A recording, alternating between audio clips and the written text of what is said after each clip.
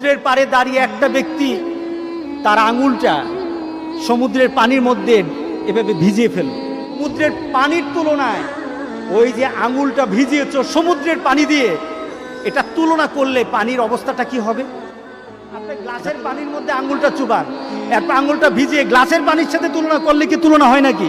এটাই তো তুলনা হয় না।